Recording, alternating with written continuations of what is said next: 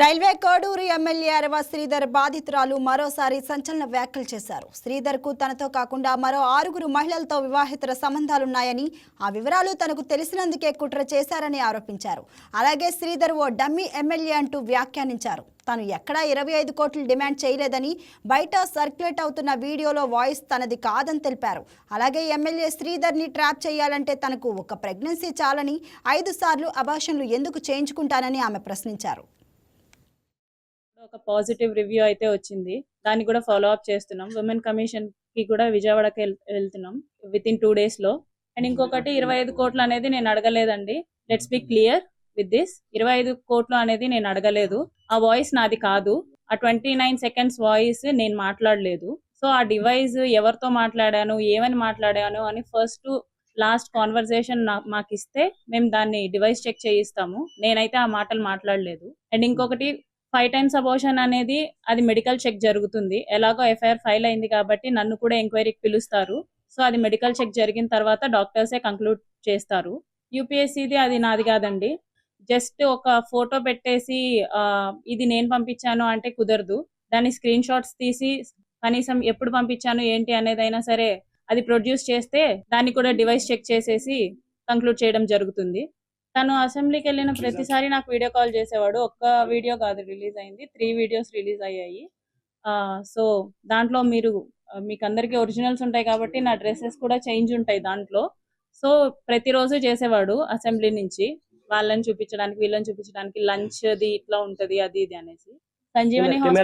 Sanjeevani hospital నుంచి నేను tablets తీసుకోవడం జరిగింది విత్ డాక్టర్ కన్సల్టేషన్. డాక్టర్ని కన్సల్ట్ అయ్యి స్కాన్ తీసిన తర్వాతనే నేను టాబ్లెట్స్ తీసుకోవడం జరిగింది సంజీవని హాస్పిటల్ నుంచి. ఆ రిపోర్ట్స్ కూడా నేను సబ్మిట్ చేశాను. నాకు హాస్పిటల్లో అబార్షన్ జరగలేదు. It's a very early thing, early stage of pregnancy అన్నమాట. సో అబార్షన్ కాదు, aborted. I got aborted through tablets. మంచిగా లేదండి రిలేషన్. అతను ఒకనొక టైంలో 1 year తర్వాత నాకు తెలిసిన విషయం ఏంటంటే అతను నాతో మాత్రమే కాదు ఇంకొక 6 మంది అమ్మాయిలతో మాట్లాడుతున్నాడు. ఆ 6 మంది అమ్మాయిల్ని కలిసే ప్రాసెస్ లో అతను చాలా ప్లేసెస్ కి వెళ్ళాడు. అవన్నీ నాకు తెలియడం జరిగింది. అప్పుడే చెప్పాను ఎమ్మెల్యే గారికి, ఇది ఇలాగే వదిలేద్దామండి, మీరు కామ్ అయిపోండి, నేను కామ్ అయిపోతాను, ఇట్స్ నైట్ మేర్ లాగా వదిలేద్దాం అనేసి నేను చెప్పాను. కానీ అతను ఒప్పుకోలేదు. అతని ఎఫర్ట్స్ అతను పెట్టడం జరిగింది. సో నా సేఫ్ సైడ్ కి పెళ్లి అన్నాడు, పెళ్లి చేసుకుంటే వెల్ అండ్ గుడ్ అనుకున్నాను. సో నా సేఫ్ సైడ్ కి నేను రేపు మోసం జరిగినా సరే ఏది జరిగినా సరే నాకు చెప్పుకోవడానికి ఉండాలి కాబట్టి నేను రికార్డ్ చేసుకున్నాను. పెళ్లి అనే టాపిక్ శ్రీధర్ వాళ్ళ మమ్మీకి ముందే తెలుసు. తెలుసండి, అందరికీ తెలుసు. ముక్తా ఫ్యామిలీకి తెలుసు, అరవా ఫ్యామిలీకి తెలుసు. దే ఆర్ నాట్ విల్లింగ్ అండి. విడిపోయింది అతనండి. నాకు తెలియదు, ఇప్పటికీ రీజన్ తెలియదు నాకు. నేను అదే అడుగుతున్నాను. ఆల్ ఆఫ్ సడన్ గా ఫోన్ స్విచ్ ఆఫ్ చేసేసి మాట్లాడకుండా మానేసింది అతను. దానికి రీజనే నేను అడుగుతున్నాను. అతనే చెప్పాలి. If at all he don't have the intention of marrying me, నా ఫ్యామిలీని టచ్ చేయాల్సిన అవసరం లేదు. వన్స్ ఈ 6 months లో అతను చాలా చేశాడు. నేను 1 year తర్వాత ఆ అమ్మాయిల గురించి తెలిసినప్పుడు నేను విడిపోదాం అనుకున్నప్పుడు నా ఫ్యామిలీని ఇన్వాల్వ్ చేయలేదు అతను. సో నా ఫ్యామిలీ జోలికి కూడా రాలేదు.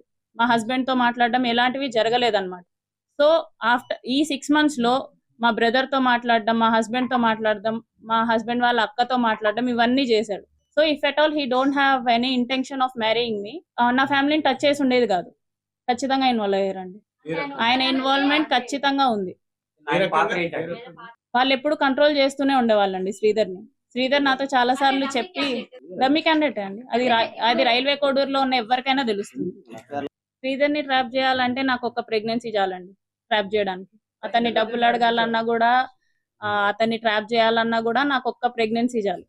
ఒక్క ప్రెగ్నెన్సీతో నేను ఇంత కథ చేయాలనుకోలేదండి.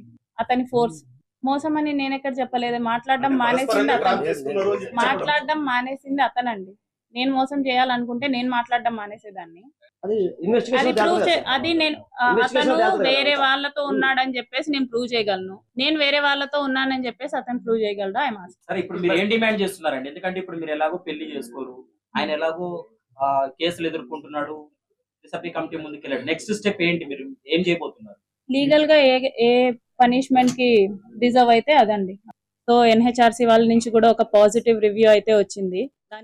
Please subscribe to YK TV Network. Please subscribe to YK TV. Please watch YK News. Don't forget to subscribe YK News channel.